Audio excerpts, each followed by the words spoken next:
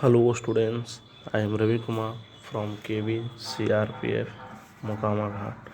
आज हम लोग ज्योग्राफी का first chapter resources and development में soil erosion and soil conservation यानी मृदा के अपरदन यानी कटाव और उसके संरक्षण के बारे में जानेंगे। किस तरह से सॉइल इरोजन होता है, फिर उसको कंजर्वेशन किस तरह से किया जा सकता है। तो सबसे पहले हम सॉइल इरोजन जानेंगे, मृदा का कटाव या अपरदन।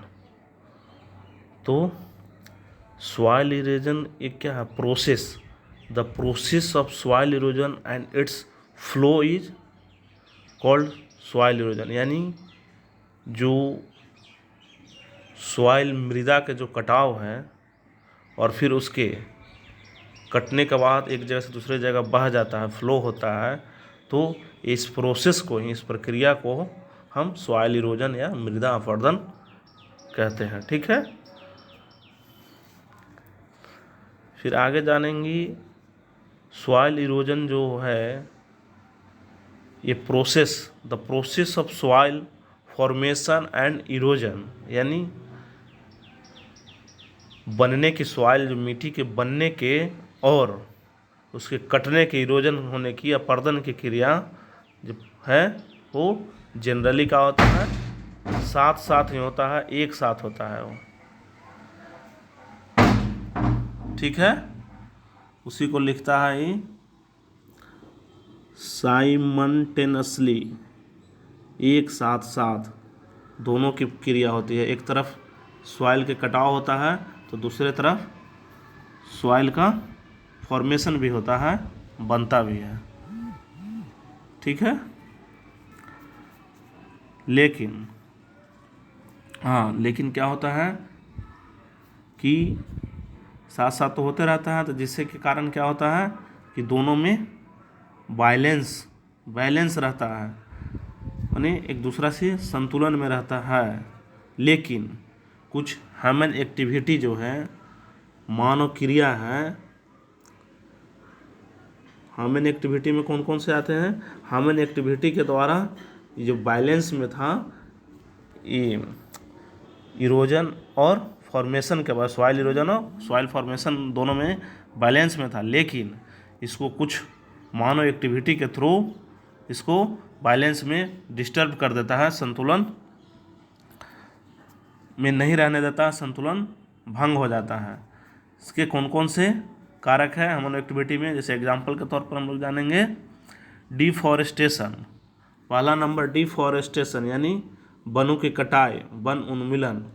फिर सेकंड में ओवर ग्रेजिंग यानी अतिचारण, बहुत ज़्यादा पशुचारण कर दिया जा रहा है। थर्ड नंबर में कंस्ट्रक्शन के काम, जो निर्माण वाला, जो बिल्डिंग कंस्ट्रक्शन हुआ, चाहे रोड कंस्ट्रक्शन हुआ और भी डिफरेंट टाइप के कंस्ट्रक्शन, उसके कारण भी दोनों में बैलेंसिंग में डिस्टर्बेंस हो रहा है। और फिर माइनिंग के कारण। ठीक है, इस तरह से सॉइल इरोजन और सॉइल फॉर्मेशन में डिस्टर्बेंस हो रहा है, बैलेंस नहीं बन पा रहा है। ठीक है, एंड एक और चीज़ है इसमें, नेचुरल फोर्सेस, जो प्राकृतिक जो एलिमेंट्स हैं, तत्व हैं, उससे भी कुछ बैलेंस डिस्टर्ब हुआ है। जैसे एग्जांपल के तौर पर लाइक में विंड, जैसे हवा हुआ, फिर ग्लेशियर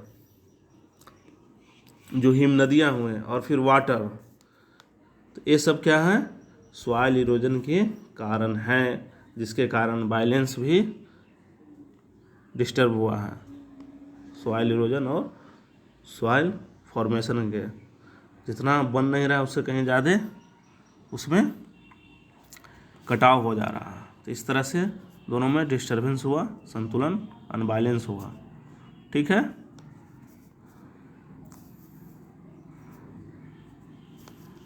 और फिर इसमें एक चीज़ है कि रनिंग वाटर, जो बहता हुआ जल है, जो क्लेरी सॉइल, जो मृतिका युक्त जो मिट्टी होती है, उसमें उसको क्या करता है, कट कर देता है, यानी काट कर मेक डीप चैनल, यानी बहुत गहरे एक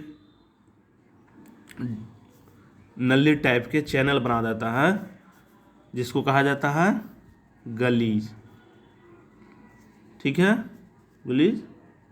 इसी को कहता है अवनालिका, माने एक नली के समान बना देता है। जो कमजोर जो रहता है क्लेली सॉइल है, क्ले जो सॉइल है उसको कट करके, जो रनिंग वाटर जो बहता जल है, जो क्लेली सॉइल को काट कर उसमें एक डीप चैनल बना देता है, एक गहरा, एक लगता है कि रास्ता टाइप के बन गया है, नली टाइप के, जिसको गली या अवनालिका कहता है।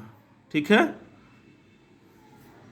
और ऐसे जो लैंड हैं जो कल्टीवेशन के लिए, यानी जो खेती नहीं किया जा सके, जोतने योग्य नहीं हो, कल्टीवेशन के लिए अनफिट हो,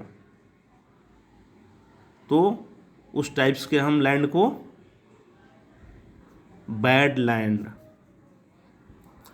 लैंड या फिर उसी को कहते हैं उत्खात भूमि भी उसको कहा जाता है। ठीक है।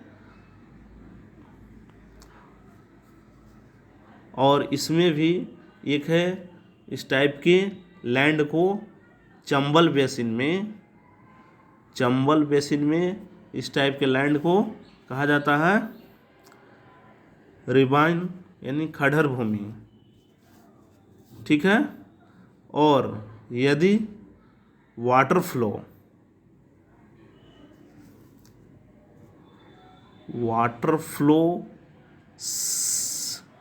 Seat over large area down a slope, यानी जो जल है, वाटर फ्लो जो बहता है, जो बहुत बड़े एरिया में, ओवर लार्ज एरिया माने बहुत बड़े एरिया में, विस्तृत क्षेत्र में ढके हुए जो ढाल के साथ अगर वो नीचे की ओर फ्लो करता है, डाउन ए स्लोप के नीचे की ओर फ्लो करता है, बहता है, जिसके कारण क्या होता है, जो टॉप सॉइल हुए, जो ऊपरी मृदा हुए, जो वास्ट हो जाता है, यानी ऊपरी मृदा घूल जाता है, ऊपर से घूल कर वो पानी के साथ नीचे की ओर वो बहने लगता है। ठीक है। तो इस टाइप के, इसको हम कहते हैं सीट इरोजन, यानी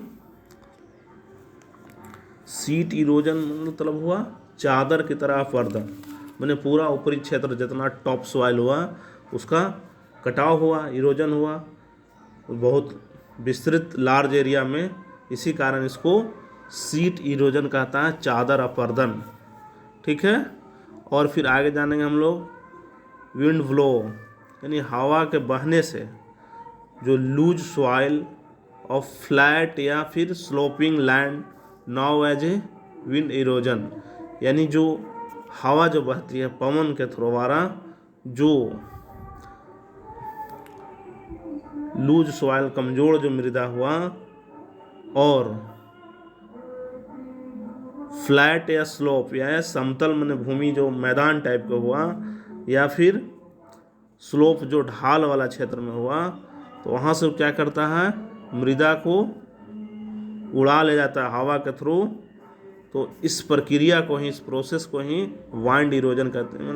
मान लीजिए कि मिट्टी को काट कर एक जगह से दूसरे जगह हवा के थ्रू, वाइंड थ्रू अगर इरोजन होता है तो उसको वाइंड इरोजन कहा जाता है। ठीक है। और फिर सॉइल इरोजन में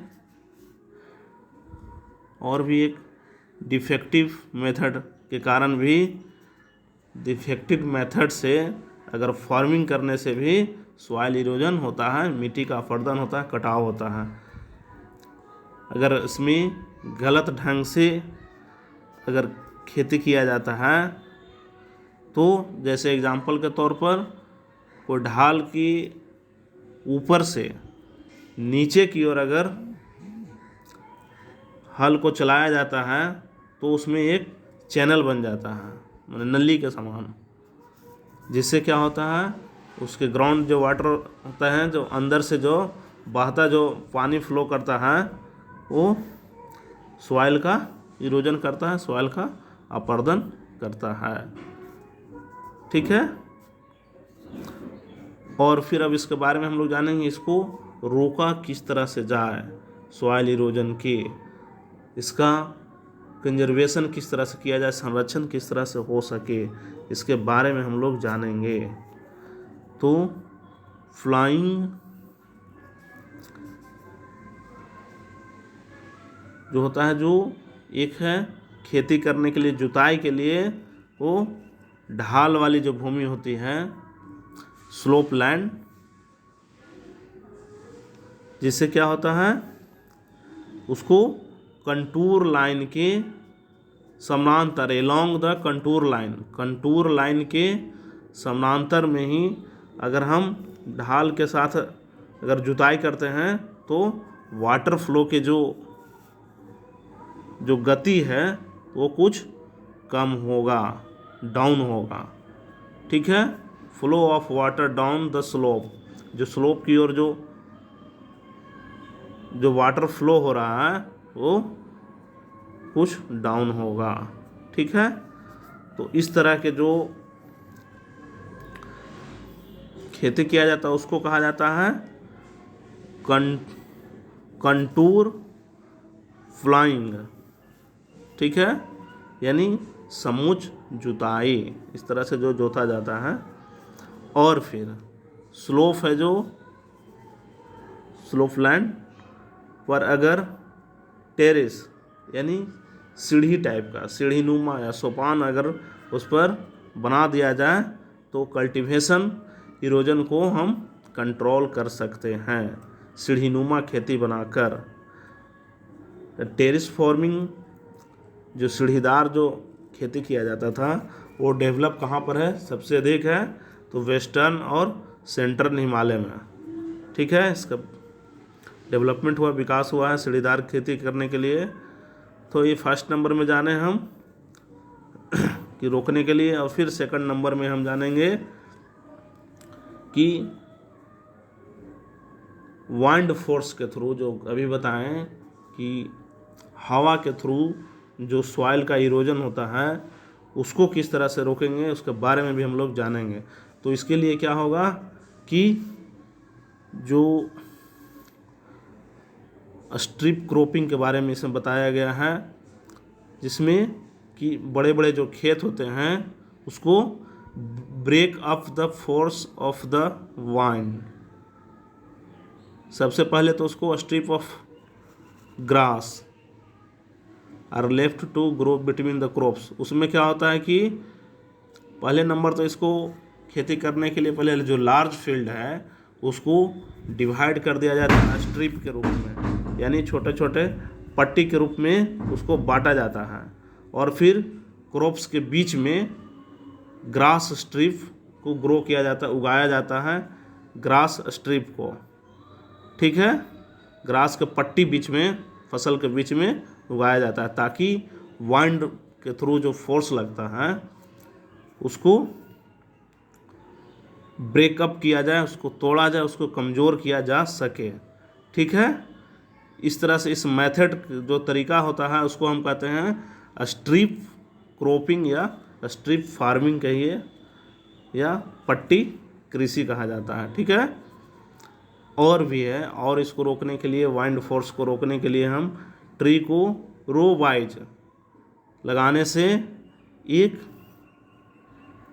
क्या होता है, शेल्टर बेल्ट की तरह, एक रक्षक मेखला की तरह बनाने से भी वाइंड के जो प्रेशर फोर्स जो आता है उसको कम किया जा सकता है। ठीक है, इस तरह से जो स्ट्रिप फार्मिंग के बारे में है, इसका यूज करके वेस्टर्न इंडिया में, जो पश्चिमी भारत है, जो डेजर्ट वाला एरिया है राजस्थान का, वहाँ पर इस तरह के शेल्टर बेल्ट बनाकर सैंड ड्यून्स, जो रेत के जो टीला होता है, उसको एस्टेब्लिशिंग किया जाता है, स्थायीकरण किया जा सकता है इस तरह से शेल्टर बेल्ट बनाकर। ठीक है स्टूडेंट्स, हम लोग जाने आज सॉइल इरोजन और सॉइल कंजर्वेशन के बारे में। और एक चीज़, ये गली इरोजन है, देखिए पानी के बहाव से सीधे ऊपर से नीचे की ओर ढाल के स्लोप की ओर बह रहा है, इसलिए इसको एक नली के थ्रू हो गया है, नलिका बन गया, इसलिए गली इरोजन इसको नाम दिया गया है, बताया गया है। ठीक है, ओके।